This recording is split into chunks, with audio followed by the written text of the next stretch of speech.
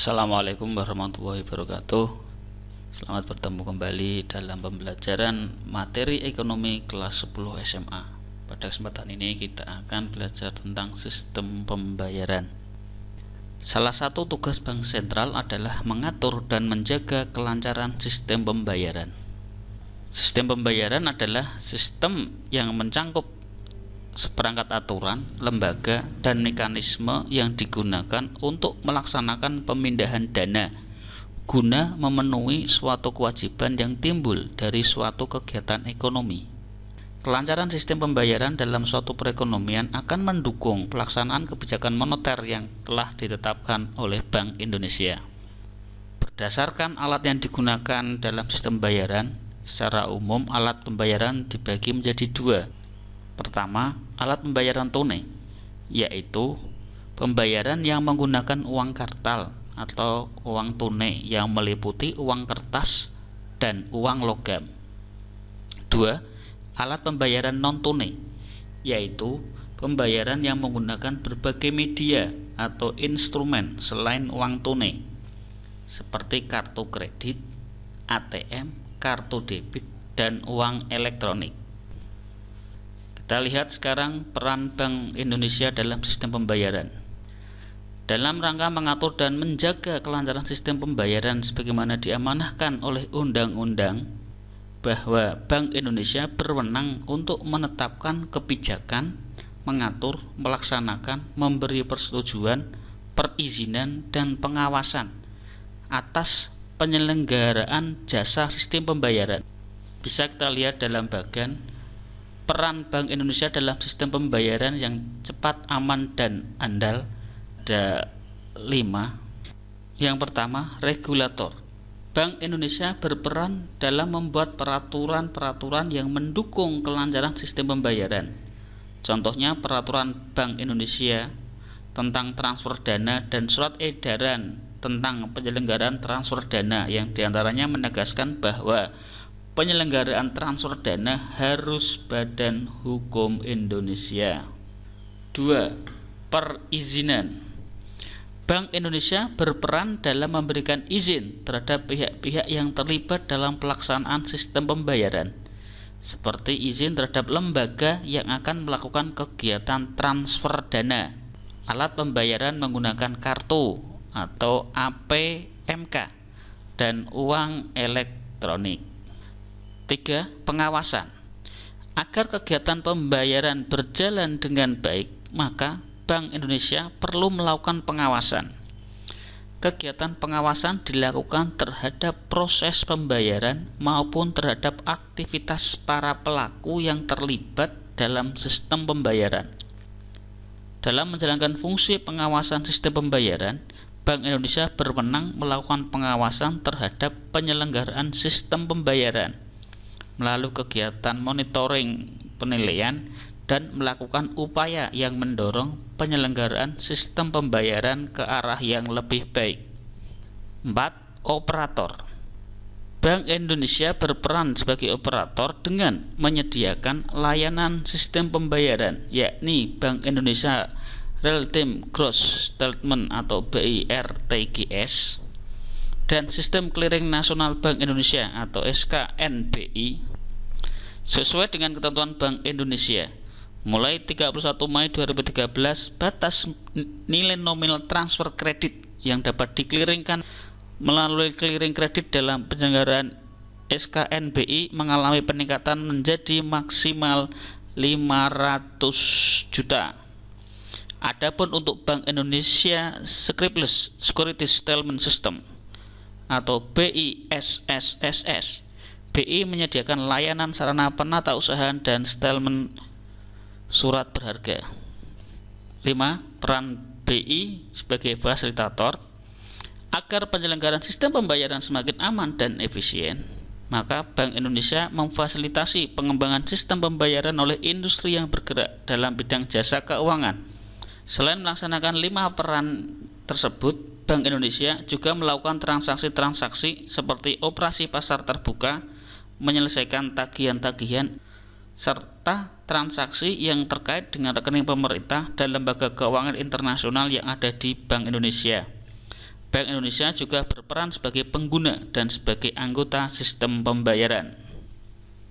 Sekarang kita lihat penyelenggaraan sistem pembayaran oleh Bank Indonesia.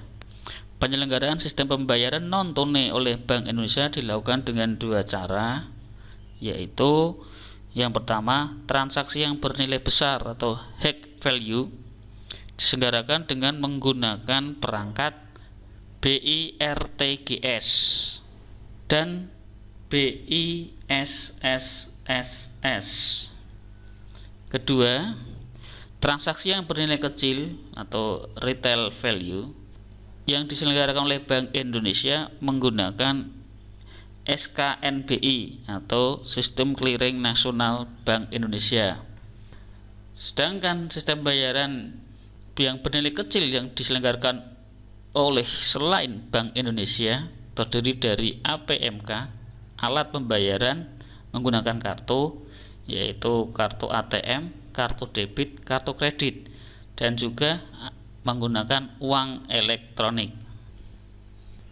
Baik, sekarang kita belajar lebih dalam tentang BIRTGS atau Bank Indonesia Real Time Gross Settlement. Transaksi pembayaran bernilai besar merupakan urat nadi sistem pembayaran suatu negara. Berjalannya kegiatan pasar uang dan pasar modal yang aman dan efisien bergantung pada kelancaran sistem pembayaran yang bernilai besar. Sistem pembayaran bernilai besar yang digunakan oleh banyak negara termasuk Indonesia adalah RTGS. Sistem BIRTGS adalah suatu sistem transfer dana elektronik antar peserta dalam mata uang rupiah yang penyelesaiannya dilakukan secara seketika per transaksi. Sistem BIRTGS mampu menjadi sumber informasi yang bermanfaat baik dalam rangka pengawasan bank maupun pelaksanaan kebijakan moneter. Pengembangan sistem BIRTGS bertujuan 1. Menyediakan sarana transfer dana antar bank yang lebih cepat, efisien, andal, dan aman kepada bank dan nasabahnya. 2. Memberikan kepastian, settlement, dan penatausahaan dapat diperoleh dengan segera. 3. Menyediakan informasi rekening secara real time dan menyeluruh. 4. Meningkatkan disiplin dan profesionalisme bank dalam mengelola likuiditasnya. 5. Mengurangi resiko settlement dan penatausahaan. Penyelenggaraan sistem BIRTGS adalah Kantor Pusat Bank Indonesia atau KPBI. Penyelenggara bertugas melakukan pengendalian sistem terhadap semua aktivitas kegiatan transfer dana yang dilakukan peserta. Sedangkan peserta sistem BIRTGS adalah seluruh bank umum di Indonesia. Lembaga-lembaga selain bank yang memiliki rekening giro di Bank Indonesia dapat menjadi peserta sistem BIRTGS dengan persetujuan Bank Indonesia untuk memperlancar sistem pembayaran nasional. Kantor Pusat Bank Indonesia dan Kantor Perwakilan Bank Indonesia dalam negeri secara otomatis menjadi peserta sistem BIRTGS. BIRTGS dapat membantu untuk melakukan cek saldo kecukupan pengirim. Jika cukup, dana langsung dipindahkan dari rekening peserta pengirim ke rekening peserta penerima. Jika tidak cukup, transaksi akan ditempatkan pada antrian dan tidak diproses sampai dananya tercukupi.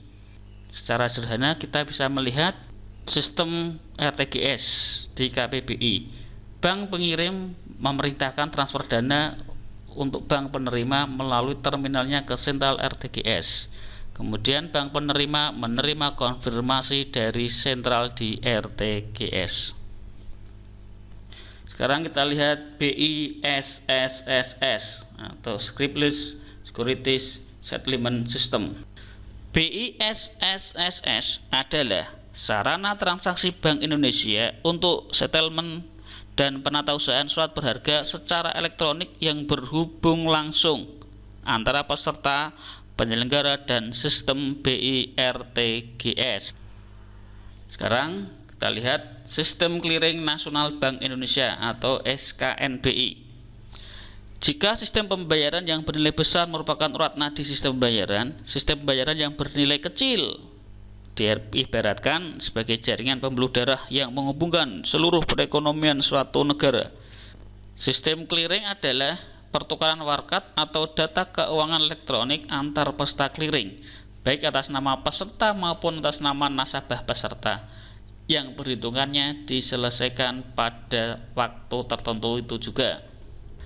Transaksi clearing yang dapat dilakukan meliputi 1.